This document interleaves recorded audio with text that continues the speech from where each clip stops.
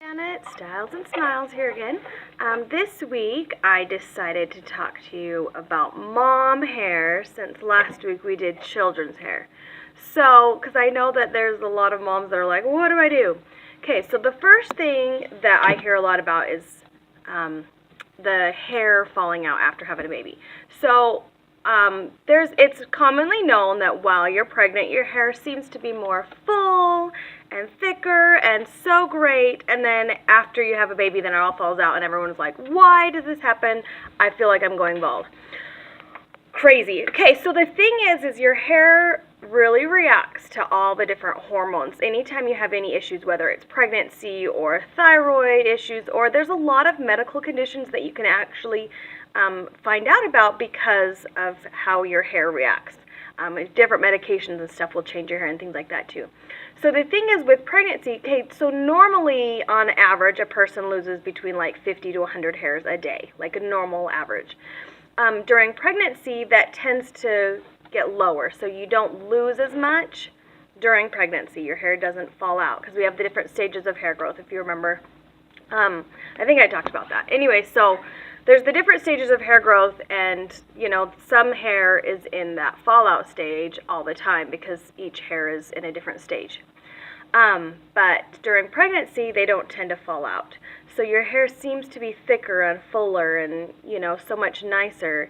And then after you have the baby and then those hormones change, you start to make up for all that lost time of not having hair fall out, and you get a lot more hair that falls out. So that is totally normal. Don't worry. Don't think that you're going to go bald because you had a baby. So it is a totally normal thing. It just is a lot higher than average than you're used to of how much hair you lose a day. And especially if you're like me and quite a few other moms, that we don't necessarily wash our hair every day. So that when we do wash our hair, then we feel like it's falling out in clumps. It's totally normal. Don't worry about it. So then the bad part about that is when the hair starts to come back, because the next stage of growth, once some hair falls out, those follicles start to come back and produce new hairs. So then you get all these little teeny baby hairs, and the ones that you really notice tend to be right there around your temples, right around your face.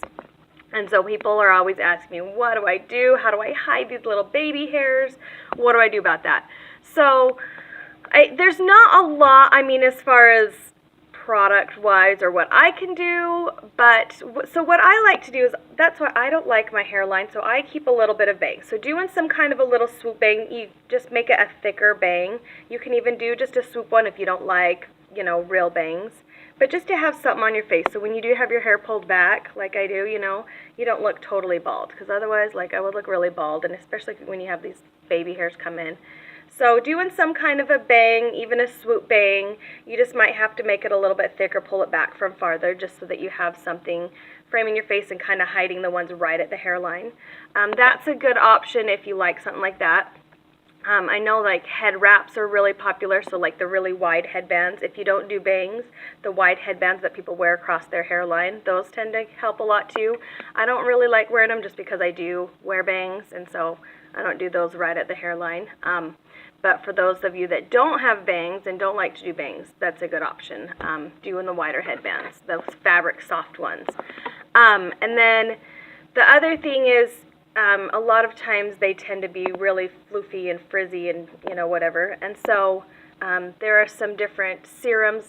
When I talked about in product video, if you go back and watch that one, I talked about some different serums, those oil kind of things.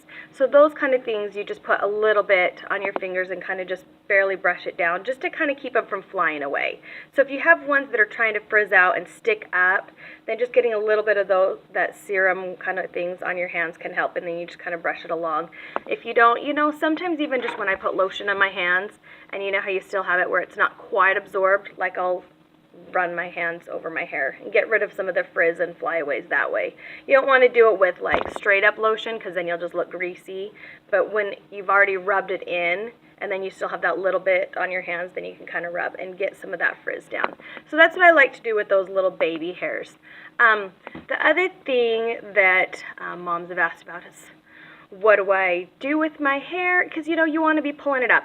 So I have some what not to do's to not make your hair worse, if that makes sense. Okay, so with hair when it's wet, it can stretch up to 2 times its length.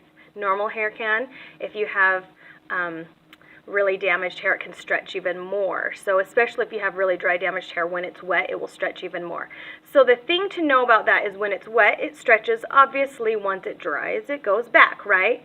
So when your hair is wet and you just don't want to do anything, the absolute worst thing you can do is put your wet hair pulled up tight into a bun, especially, but like braid, anything. You do not want to pull up your hair while it's wet. Let it dry for a while naturally before you pull it up, because if you pull it up really tight, especially doing a really tight bun or something while it's wet, and then once it shrinks back down, it's already pulled, and it's pulled tight at that stretched out, so then it will break. That's when you get that, people always talk about, I have all this breakage, you know, where it's especially around your face or around your neck, or even just right there if they always put their ponytail in the same spot. So just be careful about not putting your bun, whatever, your ponytail in the same spot all the time. Even if you do it dry, but just always having it always up in the same spot, it will just cause those same hairs that are always getting that tension with the elastic around it to break. So if you do pull up your hair, change where you put your ponytail, change where you put your bun, you know, do it higher, lower, you know, whatever, change it up, but try and let it air dry before you pull it up if you can. And so that's one of the biggest things, is just not pulling it up when it's wet. So, and then other people were asking about ideas of what can I do with my hair. So just some quick mom hairdos. So what I do, I'm not so much a mom bun person. I don't do the bun on the top of the hair just because I don't like my bottom hair, which is kind of funny. But, so what I do, I just do a quick braid. And the fun thing is French braids are really popular right now. So if you don't know how to French braid, there's some videos on that, or you can come in and ask me and I can show you and stuff too. But what I like to do is I just do a quick French braid kind of down at an angle and pull it down. And then it just makes it look really nice and elegant, and it looks like I spent a lot of time on making my hair look pretty, but really it's just, you know, I didn't do my hair because, you know, I was in a hurry or whatever. So this is my quick hairdo, is just doing a quick French braid.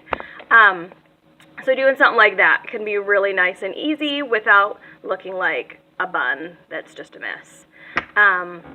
So that's another idea for you. I think, what else was I going to say? Oh, the other thing that you don't want to do. I had another don'ts. I don't know if you guys remember like those metal barrettes that's all metal and just kind of one metal piece, and you just kind of springy. Those are like the worst barrettes to use on your hair when you pull up and put your hair in one of those barrettes.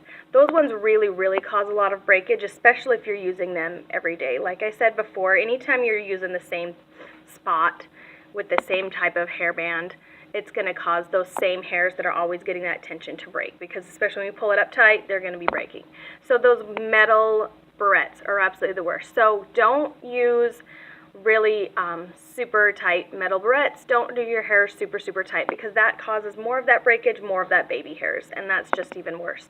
So try and use softer elastics, softer barrettes. I mean, even those ones that have the spring in them where you kind of pinch it and it springs open, those ones are okay, or, you know, those kind of things. But using something like soft hair elastics or even bobby pins and things like that, because you're changing where you're putting them. So try not to have a set hairstyle that you always put your hair the same spot every time, because that's going to cause more of that breakage. So moms, try and come up with a little bit of variety of at least the positioning. You know, what I do, just so you can tell my braid is a different braid fresh every day, I just change maybe my angle, or change, you know, how high I start my braid. Sometimes I'll start it lower, things like that. So just doing a simple French braid, doing it at an angle makes it look a little bit more dressy than, you know, just the straight down French braid. So just starting kind of at one side and braiding down to the other side, even if it's just a short one, it just makes it look a little bit nicer when it goes to the side. So those are my tips for you moms today.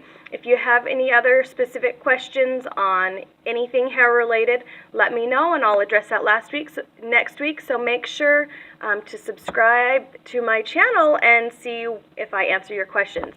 And be sure to like our videos and share it if you feel like you learned something and you can help somebody else. Thanks so much for watching.